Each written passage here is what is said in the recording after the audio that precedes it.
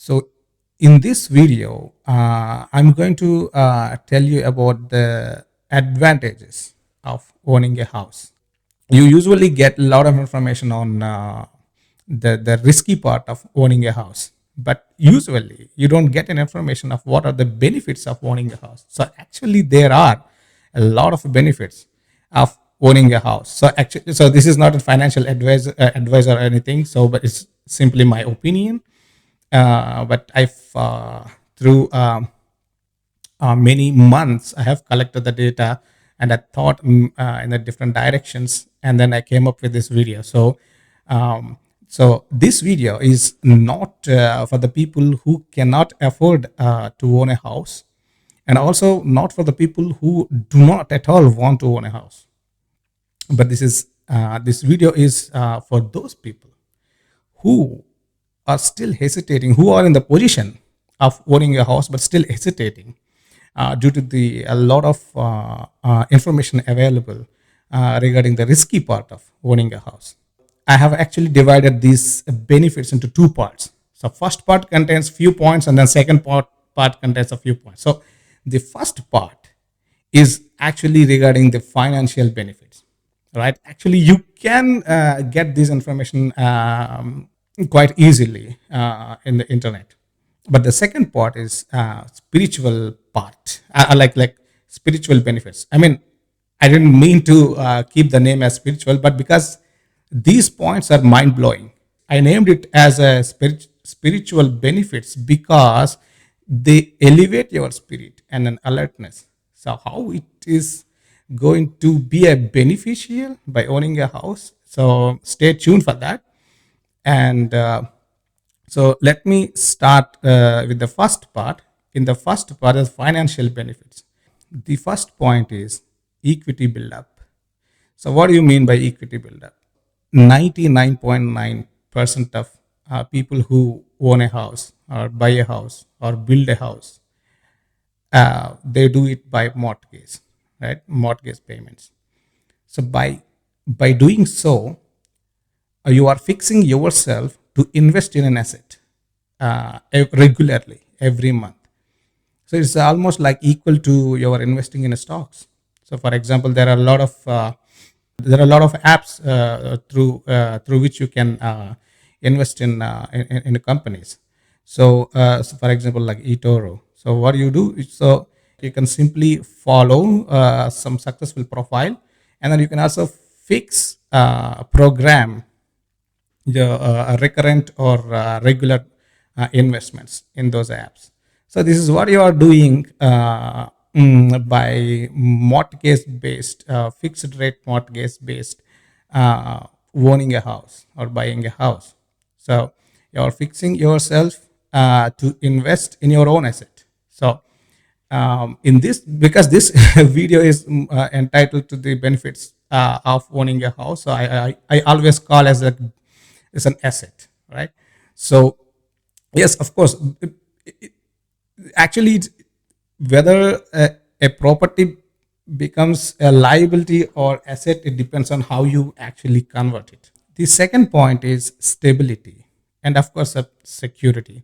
So stability in the sense, any physical part or entity in the universe, so it always tend to find its own niche and then settle there. This is what also happens to our mind. So when you own a house, it gives you, and subconsciously or unconsciously, a sense of stability, whether you live in the house or not. It doesn't matter.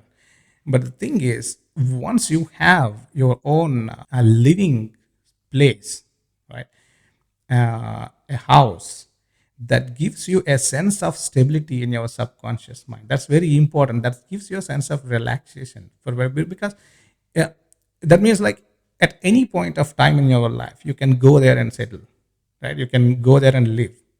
That sense of stability is very important. I mean, you can realize only when you experience it. And then third part is tax benefits.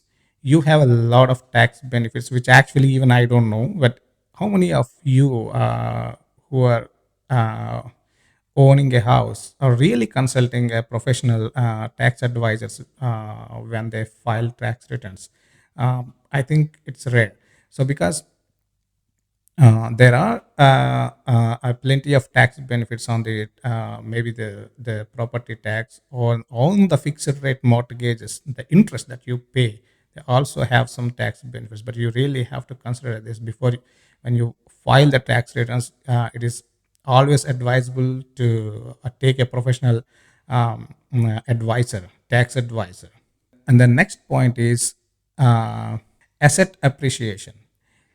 Actually, a building has a depreciation value, but the land has an appreciation, right? Throughout the period. If you take anywhere in the world, usually the real estate, especially the land prices, will actually at least match to the inflation rates, right? So it's usually above that. The asset part is here. So I don't have to explain more about this. So this is clear to everybody, right? When you own a house, you own a piece of land. That will become an asset because that the value that keeps on increasing in its value. Next point is freedom. Freedom in the sense you have your own house and you can change things inside whichever way you want. So even though you do it or not, but you have the sense in your mind that I can change anything anytime, whichever way I want. So that gives a sense of freedom that you should enjoy. There's a different kind of freedom, right, compared to when you live in a rented houses. The next point is the fixed rate mortgages. For example, usually we have 10 years or 15 years, depending on the negotiations. But this fixed rate of mortgage based investments, they actually give you a sense of a window in which you can plan the next financial goals. So because it's not uncertain, because for example, if the rents can change. If you live in a rented house, the rents can change, but when you own a house with a fixed rate mortgages, at least for some period of time, a few years or a decade, uh, it is fixed. So that gives you a freedom to plan your next financial goals or plans. The next point is the rental income. You can always rent your house if you are not living there, or even if you live there, you can also rent a part of your home, which gives you a partial income. This is how you can also increase the ratio of converting your liability to the to as an asset. Then last point in the first part is ownership pride. So the ownership pride means like a sense of owning something and it's yours. And then another benefit is community buildup. Uh, as long as you, there is a difference between the potential to build a community around you. There is a difference between when you live in a rented house and when you own a house.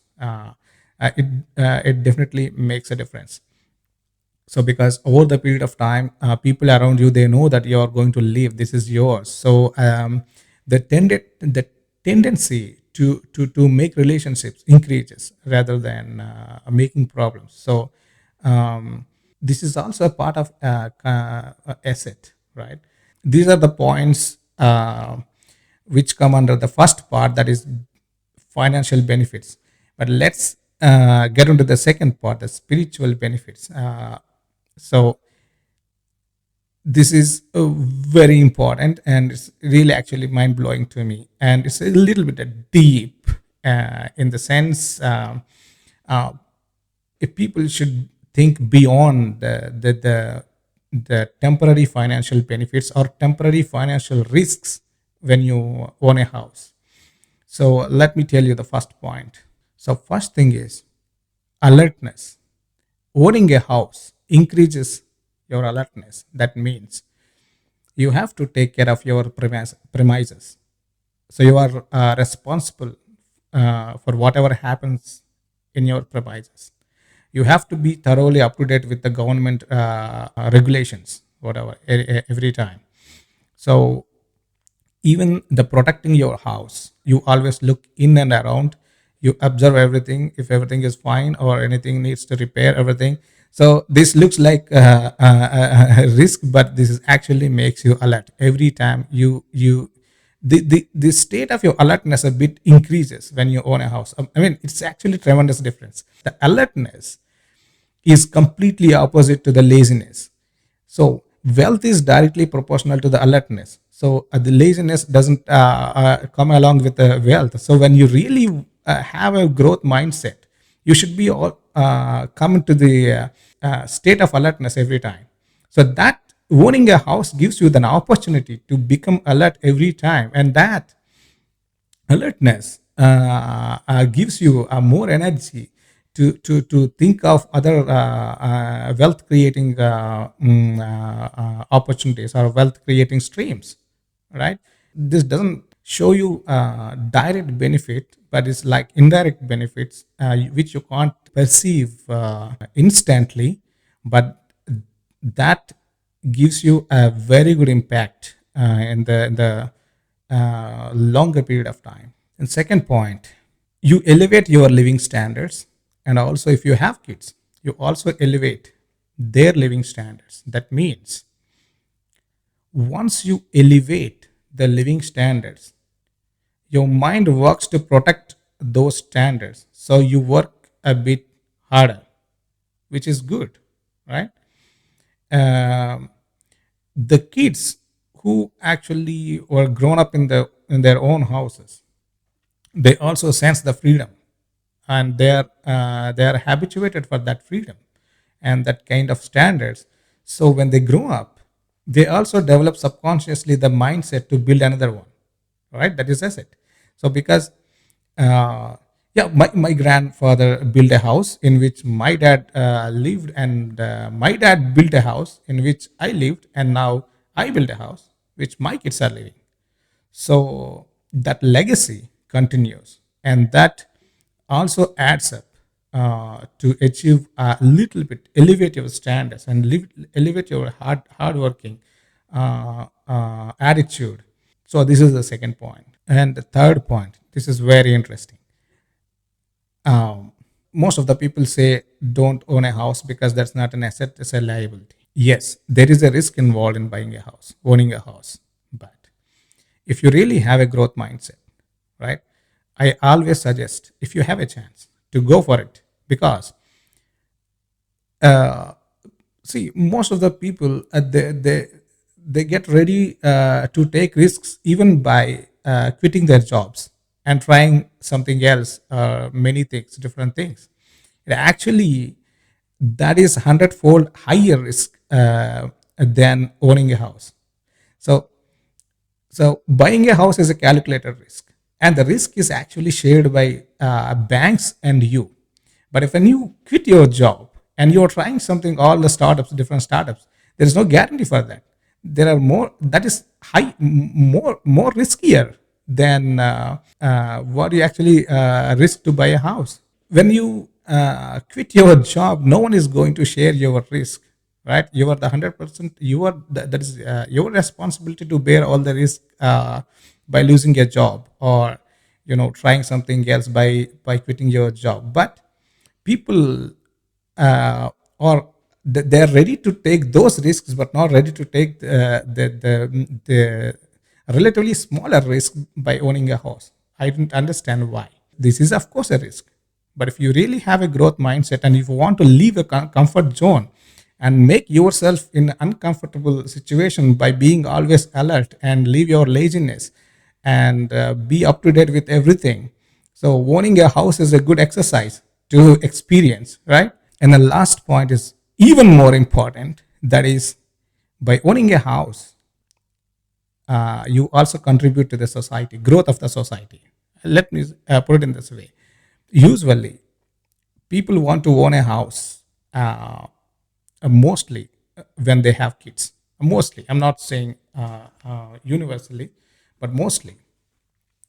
So there is no machine yet developed to manufacture kids for any country. So only human beings should manufacture children for the growth of the society. If there is no population, there is no growth. No matter how, this is the problem with the developing countries. So um, for a society to protect the stability of the population, I think a society should maintain 2.1 birth rate, right? So it's an interlink. Or when you have kids, if you want to own house for them, and actually you are contributing to the society, stability of the society. So with that, I hope this video helped you. I mean, this is not really any advice directly, but this is literally my opinion based on my experience, and also by doing some research. Let me know your opinion. So maybe I could be still wrong, right? Hopefully, if this video helps, so please do subscribe, because I'm going to come up with a lot of interesting things, which usually you don't find that easily, because this is analytical based videos. I usually make analytical based videos, so it's not simply giving an information. So it also makes you think in different directions, all the different directions. So it helps you. At least it contributes. It contributes in taking your own decisions. So that should be fine. So please subscribe, and I'll see you next time. Thank you for watching.